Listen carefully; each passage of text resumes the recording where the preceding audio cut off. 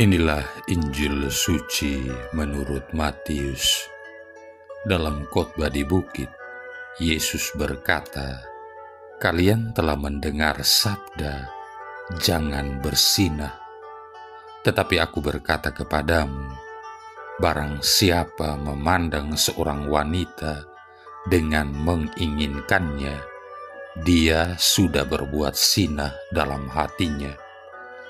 Maka, jika matamu yang kanan menyesatkan dikau, cungkilah dan buanglah, karena lebih baik bagimu satu anggota badanmu binasa daripada badanmu seutuhnya dicampakkan ke dalam neraka.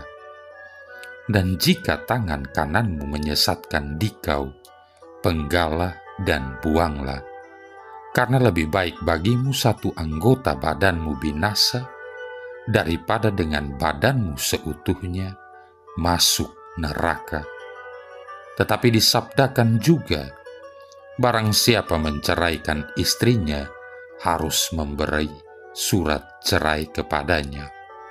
Tetapi aku berkata kepadamu, barang siapa menceraikan istrinya kecuali karena zina, dia membuat istrinya berzina. Dan barang siapa kawin dengan wanita yang diceraikan, dia pun berbuat zina. Demikianlah sabda Tuhan. Saudara-saudari yang terkasih, apakah Yesus memaksudkan kita secara harafiah harus memotong satu tangan atau mencungkil satu mata kita untuk menghindari kedosaan? Yang jelas, berbagai bacaan dalam Perjanjian Baru tidak mencatat adanya mutilasi-mutilasi yang dilakukan oleh para pengikut Kristus yang awal. Mereka yang mendengar kata-kata Yesus ini jelas memahami kata-kata itu sebagai suatu hiperbola yang dengan sengaja Yesus nyatakan secara berlebihan guna menyampaikan pesan yang ingin disampaikannya. Pada kenyataannya, cara berbicara yang demikian merupakan sesuatu yang biasa di kalangan orang-orang Yahudi abad pertama. Saudara-saudari yang terkasih, sabda Tuhan pada hari ini tampak keras. Jika matamu menyesatkan engkau, cungkilah dan buanglah itu apabila memimpin kamu kepada dosa. Apa maksud Yesus dengan kata-kata ini? Secara literer, makna kata-kata ini memang sangat menakutkan, tetapi sesungguhnya ia membawa kesejukan, karena Yesus mengungkapkan ungkapan bahasa yang keras justru untuk memberikan dorongan kepada kita para muridnya untuk memilih kehidupan, suatu kehidupan abadi yang menggembirakan dan membahagiakan bersama Allah daripada memilih kematian, suatu kematian yang tak berakhir dan terpisah secara total dari komunitas cinta, damai, kegembiraan, dan persahabatan dengan Allah. Yesus merakit bagi kita para muridnya satu-satunya tujuan dalam hidup ini yang nilainya melebihi segala bentuk persembahan, yakni menyelaraskan kehendak kita dengan kehendak Allah demi keselamatan dan kebahagiaan kekal kita bersama Allah. Seperti seorang dokter yang berani memisahkan beberapa bagian tubuh yang lagi digerogoti oleh virus yang mematikan agar bisa melindungi kehidupan seluruh tubuh, demikian sikap yang patut kita pilih, yakni siap dipisahkan dari apapun yang dapat menyebabkan kita terjerumus ke dalam dosa dan yang tak terelakkan memimpin kita kepada kematian jiwa. Saudara-saudari yang terkasih, Yesus mengingatkan kita akan suatu tanggung jawab, yakni bahwa kita tidak boleh menjadi penghalang bagi sesama. Jangan melakukan pelanggaran berat atau kejahatan, dan jangan pula menunjukkan contoh yang buruk yang mungkin dapat menjerumuskan sesama ke dalam dosa.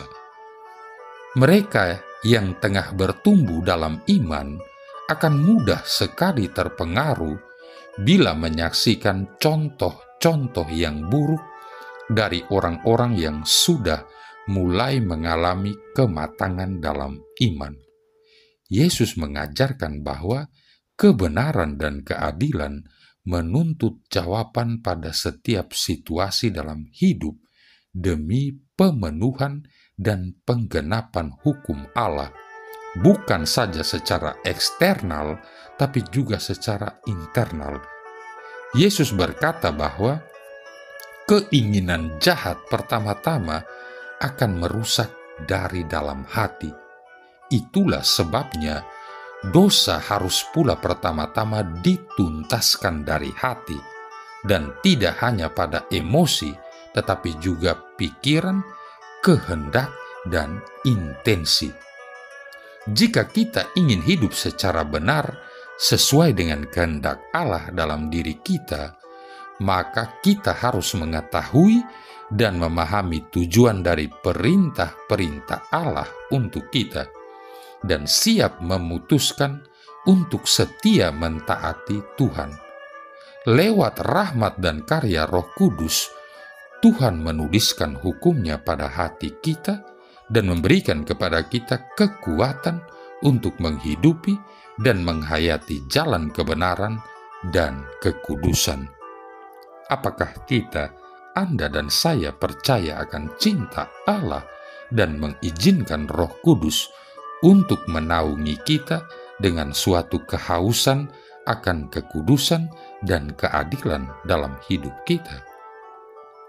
Saudara-saudari yang terkasih, di Dublin, Irlandia, pernah hidup seorang pecandu alkohol selama 15 tahun yang bernama Matthew Talbot, hidup dari tahun 1856 sampai 1925. Dia menghadapi kelemahan dirinya dengan cara yang sangat praktis. Salah satu strateginya adalah tidak pernah membawa uang dalam sakunya selagi dia berjalan pergi atau pulang ke atau dari tempat kerjanya. Tanpa uang, dia tidak dapat membeli miras. Jadi, dia memotong dalam tanda petik apa yang tadinya telah menjadi kebiasaan buruknya sehari-hari. Ia kemudian bergabung dengan Ordo Ketiga Sekular Santo Fransiskus dan melakukan pertobatan dengan keras. Ia banyak berdoa, menghadiri misa kudus setiap hari, dan melakukan devosi kepada Santa Perawan Maria dengan benar. Pada tanggal 3 Oktober tahun 1975, Paus Paulus ke-6 mendeklarasikan Matthew Talbot sebagai hamba Allah venerabilis, satu tahapan sebelum beato. Kita masing-masing dapat menemukan cara-cara praktis yang sedemikian guna memerangi dosa. Jika suatu strategi yang bersifat praktis tidak dapat kita bayangkan dengan jelas, maka sudah sepatutnya lah kita memohon kepada Roh Kudus agar membimbing kita. Allah sungguh menginginkan agar kita bebas dari perbudakan dosa. Marilah berdoa. Allah Bapa sumber kehidupan, semoga kami Kau curahi Roh Kudus, agar kami mengimani Yesus yang telah mewartakan kedamaian supaya kami memasuki kehidupannya. Sebab dialah Putra-Mu, Tuhan dan pengantara kami, yang bersama dengan Dikau dalam persatuan Roh Kudus, hidup dan berkuasa, satu Allah sepanjang segala masa. Tuhan memberkati kita sekalian, Bapa, Putra, dan Roh Kudus.